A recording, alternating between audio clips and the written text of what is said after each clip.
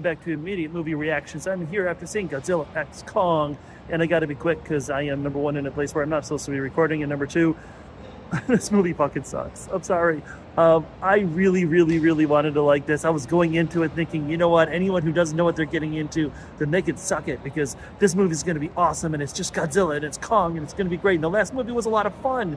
Back at Godzilla and Godzilla versus Kong, you know, despite the one from, God, was it the early 80s that was horrible, like just a studio mess. I thought that the last movie, and actually the entire monster universe, has been pretty entertaining. And god damn if it doesn't all fall apart in this. Rebecca Hall is back, and some other people, I think. I don't know. A bunch of NPCs that really don't matter. And you don't go to these monster movies for the people. They're generally the worst part of all of the films. And that tradition continues here. Rebecca Hall is basically there. She's the doctor who knows everything about the Titans, but then she doesn't. But I don't know, she's also there to just kind of drop exposition throughout the entire course of this movie. She never shuts the fuck up. Like, no matter what, she's either telling us what just happened or explaining what is about to happen. Even 75% of the way through this movie, when we already know what's going on, she's still explaining. Then there's other parts where I think his name is David Tyree, he's the podcaster. Not David Tyree, because I think he's a football player. It is Tyree, though.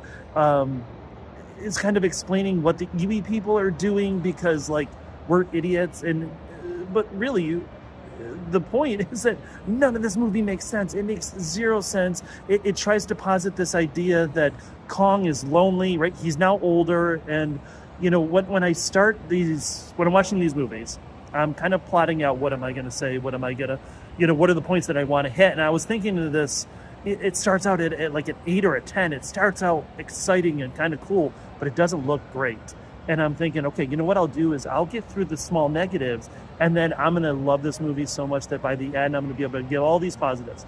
But no, that's not what I can do, because, like I said, it starts out really well and then just kind of falls apart. Kong is now gray, and he's got this big fat face now, and he's just looking for family, so he's traveling through the hollow earth, and then it posits this idea that there's a hollow earth within the hollow earth, and within that hollow earth, within the hollow earth, there's another tribe of apes, and then he's like trying to like take over or whatever. But they could have done this whole cool symbolism and this, building up like ape society, and actually bring, how silverbacks and gorillas actually are in the wild. They could have done all that, but they didn't. Instead, it's stupid. And I'm sorry, I have watched Monster Island 100 times. I would watch it 100 more. Godzuki is so stupid and silly and cheesy, and that movie is bad, but I love it.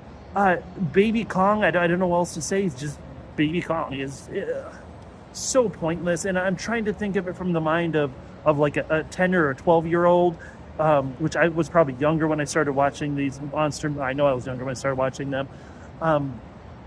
But it doesn't matter, because that Baby Kong that you see is just as cheesy and silly throughout the entire course of this film as he is. There's no like redeeming moment. There's no like, oh cool, he got Kong's axe back, right? And I'm sorry, there's some spoilers, but I was literally reciting line by line this movie at the end of it before they were even saying it. My son is looking at me like, what the hell are you doing? God, there's a moment at the end. So basically the idea is that there's this tribe of apes, and they've got a big Godzilla type monster, and Godzilla's running around eating all these other monsters to gain power, because he's now the avenger of the world, and he's got to go into Hollow Earth and defeat. And it makes no sense, by the way. Did I say this? It makes no sense. So there's this big scene toward the end where they're fighting, and gravity has been reversed, and the apes and Godzilla are kind of hardcore fighting off of these rocks, and it should be super cool. It should be like the culmination of my childhood, but it's not. It's just silly, and I hate to use the word hollow, but it is hollow. I didn't enjoy it. So I do have to go, because as you see, I am being kicked out at this point. So see it, stream it, skip it.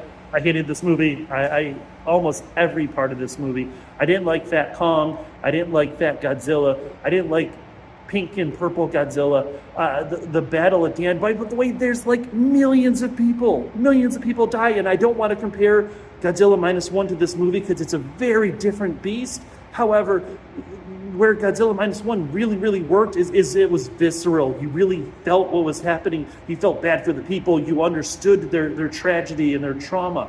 This, millions of people are dying. The entire city of Rio de Janeiro is destroyed, gone, and nothing. There's no, build up to it. They just, the monsters show up and destroy everything.